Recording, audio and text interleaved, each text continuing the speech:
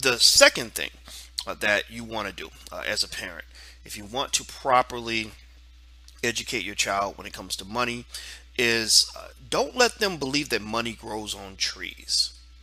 You see, a lot of parents have this very strange approach to money with their kids. They really think that their job is to give their children everything, the things they never had, and give them whatever they want and spoil them rotten.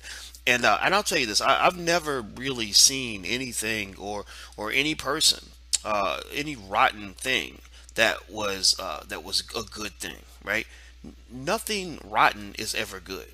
So when you rot your children by spoiling them, what you're doing, unfortunately, is you're kind of making them weak. You're creating a false sense of reality. If you're buying them whatever they want, not making them work for it, they go into the world thinking, "Oh, well, this is the way the world works. Money just pops up whenever I need it. I just ask somebody, they're gonna give it to me." And then they get in the real world and they get their butts kicked. And so, what I would say to you as a parent is make your child work for everything they get. And there's no point where it starts too early. Your child can be 3, 4 years old. They say so, but about 3 or 4, your child's going to figure out. Wait a minute. If I have these things called dollar bills, that means I can buy candy. As soon as they make that connection, then boom, money has value.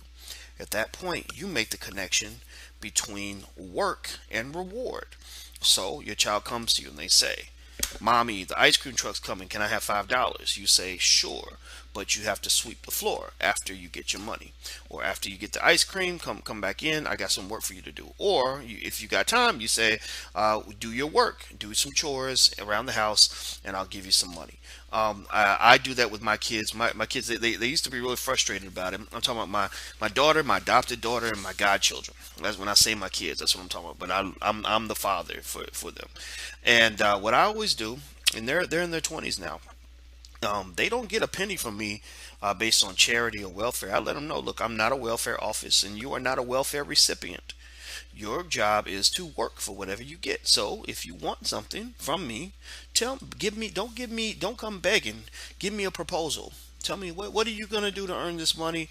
What's the partnership gonna look like? Are you gonna? I need some help on the job. I'm running a company. Do you want to come in and work for a while? If you work, oh, you need $200. Okay, how about this? I'll give you $400 if you come in and you do this job for me for a while. And so a lot of times, I mean, they're your kids, so you don't kick their butts and make them work like slaves unless you want to. I think that's actually okay. I think pushing your children hard makes them stronger because you're pushing them in a cradle of love. So it may be tough on them, but tough things tend to survive in this world. It's very difficult to be strong enough to make it through all the difficulties of life without having gone through some difficult experiences. That's why students that go to the toughest schools end up being the smartest. Those who go to the military guys who go to and women who go to the toughest training facilities have the most skill. So you are your child's training facility as they prepare for this thing called life.